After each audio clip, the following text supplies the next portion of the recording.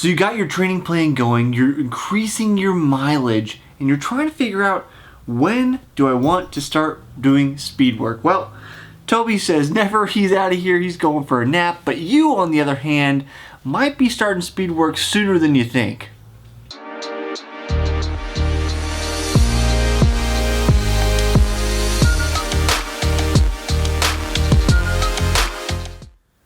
So, we talk about this on this channel a lot, and if you've not been here with me on this channel and here with all these episodes I call Runner's High, hit that subscribe button, stick around with me. But I talk a lot about how you need to spend time base building, which is when you are just doing long, slow miles, increasing your mileage. And the reason is that if you introduce speed work, going faster of any sort, too soon, you can include too many stressors on your body, meaning that your body will break down, won't have the time to recover, and then you can end up in overtraining, injury, all those kind of things. But just because I recommend you spend that time base building doesn't mean that you can't incorporate some kind of speed work. Really, the answer to all of these questions and most of the videos on this channel is it depends, right? But we're going to go through a few scenarios where it's okay to start a little bit earlier. And that's something I'm doing right now as I'm transitioning back from triathlon training to run training. We're building my mileage, but it isn't just long, slow miles. Now, 95% of it is, but I have a little bit of tempo work, a little bit of kind of fartlek work in there. Those are things you can start thinking about earlier on after you built some mileage, but you're not quite ready to do interval work. This is basically where you say, okay, I'm at 10, 15 miles a week, and I'd like to do something to break up the monotony. Long runs are nice, but if that's all you're doing, sometimes that can be mentally draining, right? So maybe in the middle of one of your runs for the week, you do what my coach refers to as pickups. So for me, this is a section where it's 45 seconds, probably at 5K pace, slightly faster than 5K pace, and then a minute and a half off. And we do 4 or 5 of those.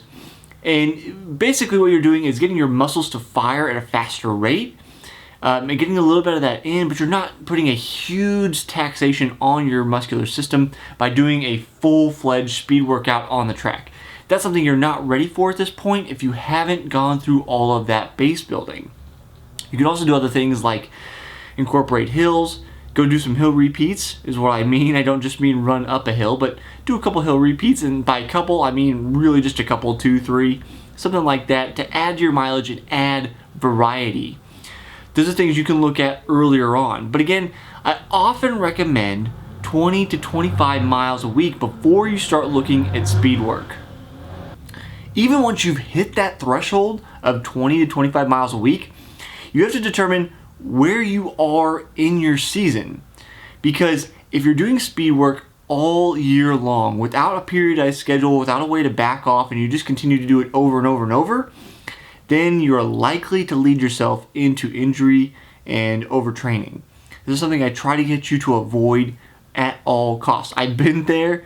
The school systems and school competitive environments are really often not great ways to do optimal training because they focus on racing so much. They really overload young athletes. So I've been through all these injuries because of these mistakes that are made in that environment. So I'm trying to help you avoid those mistakes that are very common in that environment. If you're not in school, you don't have to worry about it. You can hopefully follow my advice and get past all of the potential injury. But you want to look at where are you in your training schedule. And that means where are you in relation to that race you want to do really well at. Now, there may be a winter run that you want to do well at, but most likely it's going to be sometime in the summer because that's going to be near optimal racing conditions, right? Spring, summertime, somewhere in there where you're going to have that race that you want to do really well at.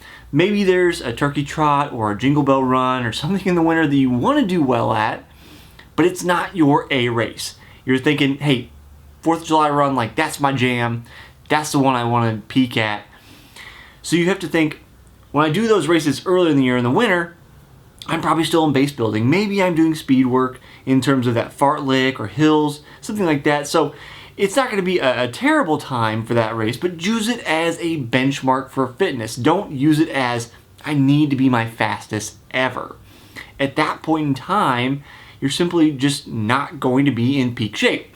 You can really only spend 12 to 16 weeks doing speed work and trying to avoid that overworking, injury-prone kind of environment. So if you go and you say, hey, you know, we're in July, that 4th of July run, that's my jam, that's what I want to do, you got to work back 3 to 4 months and then say, this is when I start speed work and I start building my speed up, getting ready for that race. Now, there is a period of time before that where you're doing more and more of these tempo runs, all that kind of fartlek stuff, and building that in more often into your base building. So it goes base, build, which is that time where you're kind of doing a mixed, and then speed work where you're actually doing full-fledged track style workouts.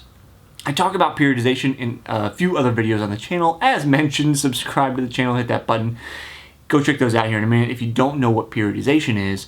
But when you figure out where that A race is, then that gives you a better indicator of this is when I should start speed work, not earlier, because you want to avoid injury and overtraining.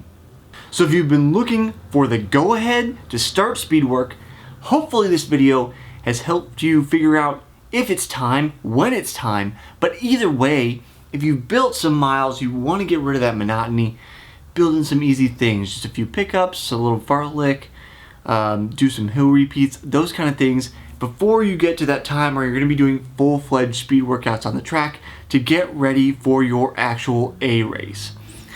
If you have any questions for me, leave them down in the comments below. I love to make a video just for you to answer your questions. I'll see you next time on the next episode of Runner's High.